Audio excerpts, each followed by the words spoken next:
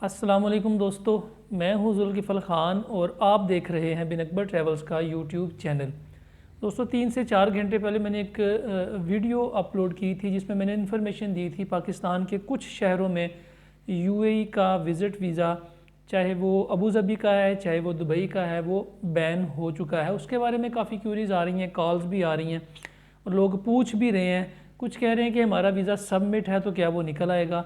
जिन लोगों के वीज़े आज की डेट से पहले सबमिट थे वो तो लाजमी निकल आएंगे, लेकिन आज के बाद यानी कल से 14 तारीख से इन सिटीज़ के ये जो 8 शहर मैंने जिनके नाम लिए थे, डिस्क्रिप्शन में भी मैं इनके नाम लिख दूंगा।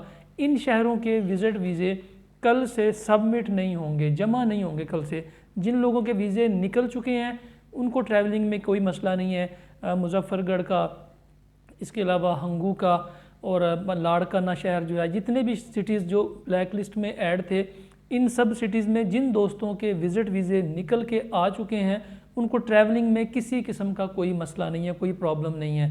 जिन लोगों ने टिकट्स करवा ली हैं और अपनी होटल बुकिंग भी करवा ली हुई या उनकी फ़्लाइट्स भी रेडी हैं, उनके लिए कोई मसला नहीं है। जिन लोगों के विज़िट वीज़े जमा हो चुके हुए हैं, जिनके इमिग्रेशन में मौजूद हैं, सबमिट होके पोस्ट हो चुके हुए हैं, इन प्रोसेस आ गए हैं या ब्लैक लिस्ट चेक पे खड़े हैं, उनको भी किसी किस्म का कोई मसला नहीं है। डिले हो सकता है, लेट हो सकता है, क्योंकि इमिग्रेशन का जो सिस्टम है वो सुबह 11 बजे से बिल्कुल नॉन फंक्शनल है, नहीं चल रहा।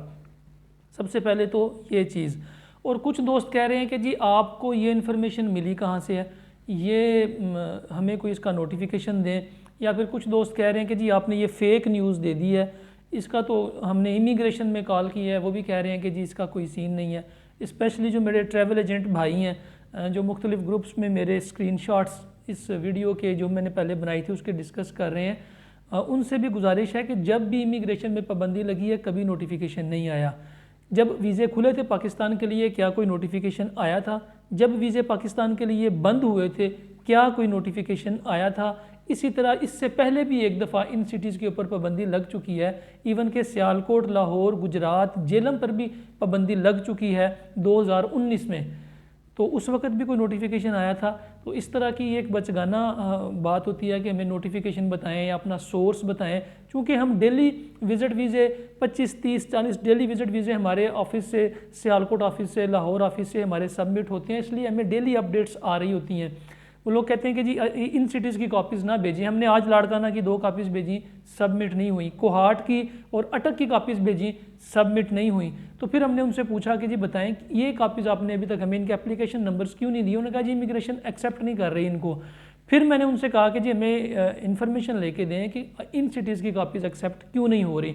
इसके फिर जवाब में उन्होंने हमें डिटेल्स भेज दी कि इन सिटीज़ के ऊपर कुछ पाबंदी लगी हुई है, इनके केसेस अभी सबमिट नहीं हो रहे, इसलिए इन सिटीज़ के लोगों से आप कहें कि अभी फ़िलहाल विज़िट वीज़े अप्लाई ना करें।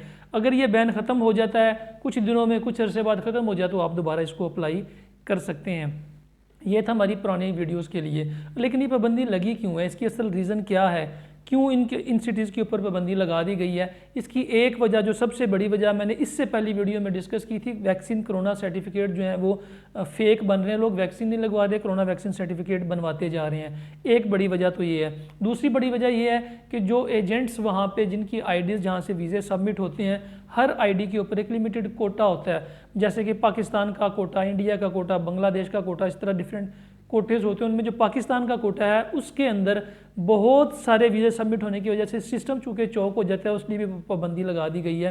तो पाबंदी सबसे पहले उन सिटीज़ पे लगाते हैं जिनकी कंप्लेंट्स ज़्यादा होती हैं, जिनके लोग ओवरस्टे होते हैं, जिनके लोग ब्लैक लिस्टेड होते हैं, जिन पे फाइन्स बहुत ज़्यादा होती हैं, जिनके लोग जेल में होते हैं, या फिर ऐसे लोग जो वहाँ पे इलीगल क्रिमिनल एक्टिविटीज़ में बहुत ज़्यादा मुलव्वस होते हैं, लड़ाई झगड़ों में, फ्रॉड में, और उसके बाद पैसा लेके बैंक से क्रेडिट कार्ड लेके गायब हो जाते हैं।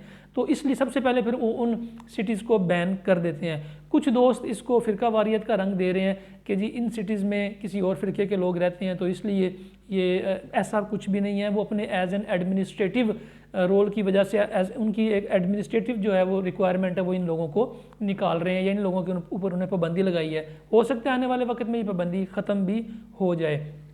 तो ये बहुत सारे क्वेश्चंस आ रहे थे, तो सोचा इसको क्लियर करना बहुत ज़रूरी है। उसके बाद दोबारा रिक्वेस्ट कर रहा हूँ, इससे पहले कि बाकी ममालिक हम हमारे ऊपर पाबंदी लगा दें, खुदारा बगैर वैक्सीन के सर्टिफिकेट ना बनवाएं। अगर आपने बगैर वैक्सीन के सर्टिफिकेट बनवा लिया हुआ है तो वैक्सीन किसी भी प्राइवेट अदारे से वैक्सीन लाजिम लगवा लें। थोड़े से लोगों की वजह से बहुत सारे लोगों को ये इसका फेस करना पड़ता है, इस मुसीबत का, इस प्रॉब्लम का। इससे बेहतर, इससे पेशतर, इससे पहले कि ये ममालिक दुबई जैसे मुल्क भी हमारे ऊपर क्वारंटाइन की एक तलवार मुसल्लत कर दें या पाकिस्तानियों को कह दें कि ये पहले क्वारंटाइन में 14 दिन रहेंगे, उसके बाद कहीं पे आउट हो सकते हैं। इससे पहले कि ये लोग पाकिस्तानी एयरपोर्ट्स पे या इमिग्रेशन के अंदर हमारे ऊपर मज़ीद पाबंदियाँ लगा दें, इससे पहले कि दुबई जैसे कंट्री भी पाकिस्तान का वर्क वीज़ा जो उन्होंने बैन किया है इसको ना खोलें, तो खुदारा ये ख्याल रखें, कोरोना वैक्सीन सर्टिफिकेट लाजम जेनवन लें, PCR टेस्ट जेनवन कराएं, रैपिड टेस्ट भी जेनवन कराएं, इस तरह की किसी भी एक्टिविटी में मुलव्वस ना हो। मुझे दें इजाज़त, अपना और अपने साथ रहने वालों का ख़ास ख्याल रखिएगा। चैनल को सब्सक्राइब करना ना भूलिएगा। अल्लाह हाफिज़।